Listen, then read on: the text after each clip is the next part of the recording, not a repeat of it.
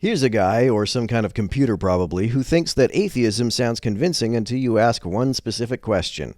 Have you ever noticed how convincing atheism can sound at first? Yes, I have been an atheist from the first moment that I heard it was an option. The moment I heard someone say that maybe there is no God, that immediately made more sense to me. The more I've looked into theistic religions, the more sense atheism continues to make.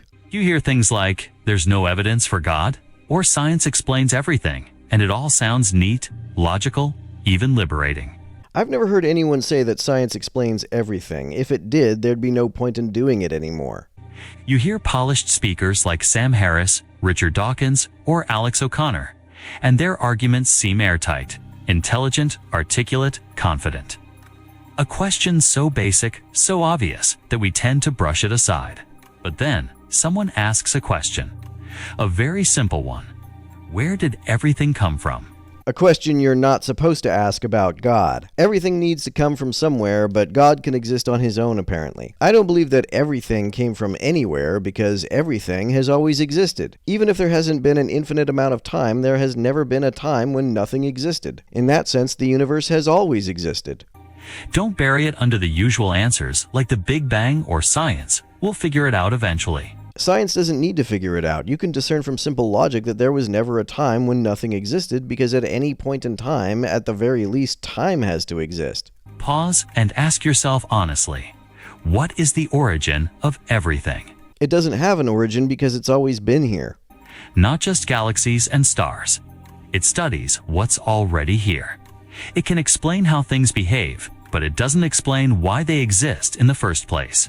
If there were a time when nothing existed followed by a time when things do exist, I could understand asking what caused that change. But since there was never a time when nothing existed, no such change occurred, so what is there to explain? Not just life on Earth, but matter itself. Energy, space, time, consciousness. Well, energy, space, and time have never not existed. Matter forms from energy, and consciousness is a process carried out by matter. Morality, logic, the laws that govern the universe. Morality is a behavior produced by evolution and socialization. Logic is rules that distinguish what we can make sense of from what we can't make sense of. It's misleading to say that the laws of physics govern the universe because that implies that they are behests that the universe obeys. Rather, they are descriptions of how it consistently behaves. But it doesn't tell us what caused the Big Bang. The Big Bang was the earliest moment in the universe's expansion. Newton discovered that motion only needs a cause if the thing that is moving was once at rest. Since the universe was never at rest, its movement doesn't need a cause. No energy, no space, no potential, no laws. Absolute non-existence. This has never been the case. There was never a time when there was absolute non-existence. The reason I know that is because it would be a contradiction to say that there was a time when nothing existed, because at that time, time would exist. In fact, according to the model, time and space themselves began at the Big Bang. Which is why the Big Bang not only doesn't need a cause, but also can't have a cause, because you can't cause something to occur at a time when it's already occurring. And there was no time before the Big Bang's occurrence, so there is no place for a cause. So if time itself had a beginning, what was before time? The question almost doesn't make sense. It entirely does not make sense. Because there was no before. And people would pause. Because deep down, we all know, it can't. Now, really think about that. Don't rush past it. But a quantum vacuum isn't nothing. It's a field with structure, rules, fluctuations. One that is uncaused, intelligent, and powerful. Where do you get the idea that a quantum vacuum is intelligent? It's governed by physics. No, its behavior is described by physics. In other words, it's still something. How did all of that come to be? It didn't come to be. It always was. It didn't need to come into existence because there was never a time when it wasn't already in existence. We're talking about a necessary being. One who explains why anything exists at all. Why can't that necessary being be the universe itself? If the universe were eternal, we'd have run out of energy an infinite time ago. Right, but even if there hasn't been infinite time, it is still the case that there was never a time when the universe didn't exist, so in that sense it has always existed. But here we are, in a universe still bursting with energy, stars still shining. That strongly suggests it had a beginning. But it doesn't suggest that it had a cause. Atheism often leans on science to answer these questions. But here's the thing. Science is a method. You pick it up, it's unlocked, working, filled with apps.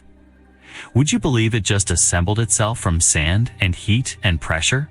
Science or those cell phones? I wouldn't believe that the cell phones were natural phenomena because I know how they're made. However, if I were from some uncontacted hunter-gatherer community who had never seen one before, I would see no reason to infer it was artificial. There would be no reason not to assume that it's a natural phenomenon. The fact that it's complex and does specific things does not mean that an intelligence must have created it for the purpose of doing those things. This is a common non sequitur that creationists use. How physical neurons give rise to thoughts, emotions, self-awareness. Yet atheism says it all came from blind, unguided processes. It came from deterministic processes. When you say the processes are blind and unguided, that makes it sound like they work randomly, but that's not the case. Natural selection is very deterministic. The selective pressures to which human ancestors were exposed made the development of conscious brains highly probable, if not inevitable. A slight change in gravity, electromagnetism, or nuclear force, and life wouldn't be possible.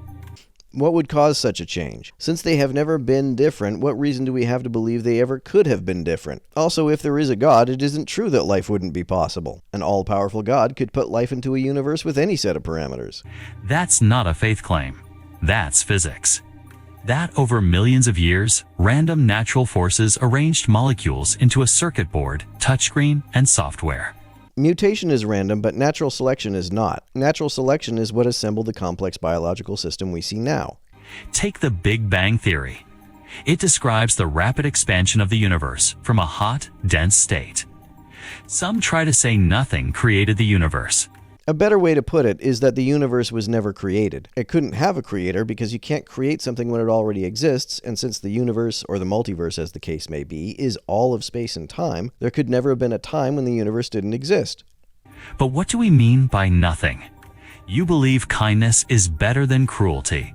I prefer kindness to cruelty. That human life has value. I give it value by valuing it. Imagine walking up to a store that's closed. No one inside. No lights. The doors are locked. Can you buy something from that store? Of course not, because the cause is missing. The people who work at the store are the cause of the store? The source is absent. Why harming innocent people is wrong, even if a society says it's okay. Not because they're unpopular, but because they violate something deeper.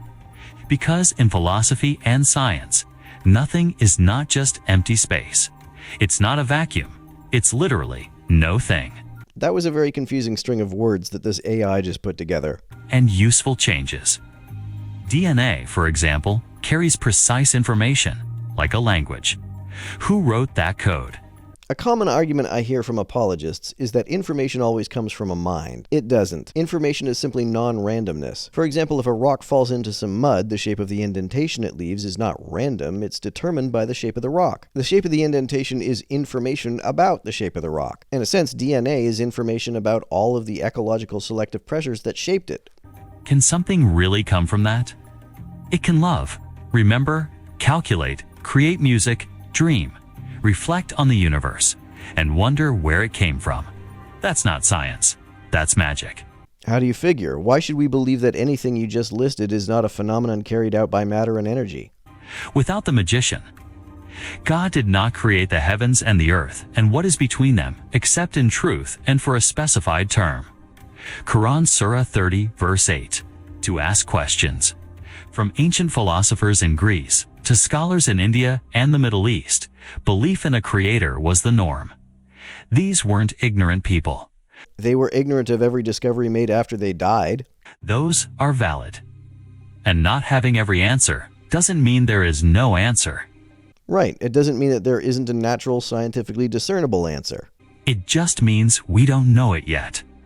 They were astronomers, architects, poets, and philosophers. And many of them saw belief in God as not just comforting, but logical. Yeah, they thought a lot of silly things were logical.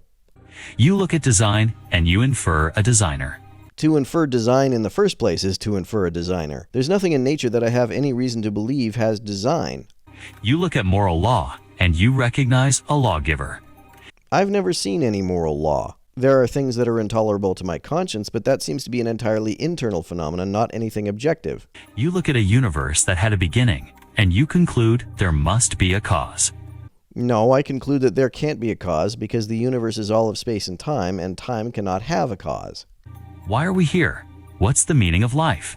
If by meaning you mean purpose, I don't see any reason to believe that it has one. What happens when we die? The same thing that happens to a song when you stop singing it. Think of this analogy often used by scholars like Dr. Zakir Naik. No, you just haven't learned how yet. That love, beauty, sacrifice, and truth matter, that we're part of a bigger story. Similarly, if the universe had no cause, if there was no source, how could it begin? It began in the sense that it hasn't existed for infinite time because there hasn't been infinite time. It would only make sense to ask for a cause if there was a time that it didn't exist followed by a time when it did. No such change took place, so there's nothing to cause.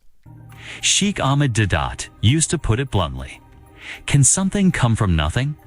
Apparently it can if there's a God to make it come from nothing. Also, why are Muslims outsourcing their apologetics to AI now? Let's have a real conversation. Not a debate, but a search for truth. Some atheists try to sidestep this by saying the universe came from a quantum vacuum. That wouldn't make any sense because the quantum vacuum would be part of the universe. Others suggest the universe always existed. It always existed in the sense that there was never a time when it didn't exist, not in the sense that it has existed for infinite time. But that clashes with the second law of thermodynamics, which says usable energy is always running out. Always, in the sense that there was never a time when it didn't exist, does not clash with the law of entropy. And if there was a beginning, there must be a cause. If there was a change from the universe not existing to the universe existing, it makes sense to ask what caused that change. But since there was never a time when the universe did not exist, even if time has not existed infinitely, then no such change took place, and therefore there was no event that would require a cause. A cause that exists outside time and space. To say that something exists is to say that it has spatiotemporal location. This is true by definition because to say that something exists independent of time and space is to say that it exists nowhere and never, which is a contradiction. That's what people mean when they say God. You don't have to picture an old man in the sky. That's a cartoon. Now let's make this practical. Imagine finding a smartphone lying on the street. Of course not. Go home, AI, you're drunk. That would sound ridiculous. Yet the human brain is far more complex than any smartphone.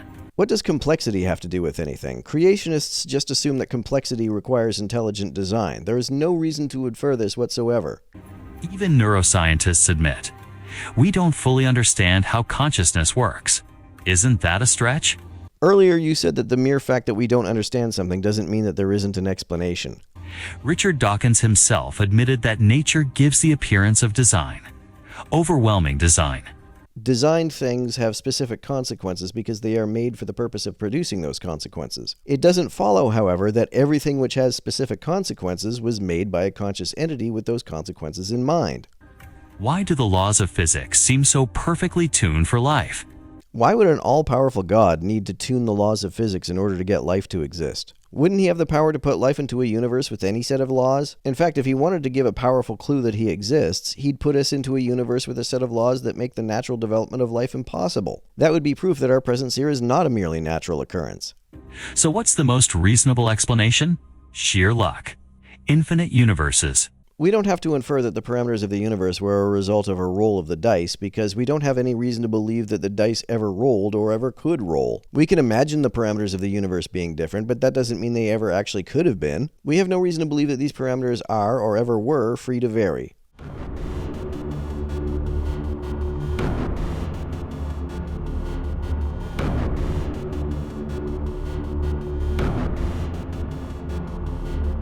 To everyone who helps me out on Patreon, you're a big help. Thanks so much.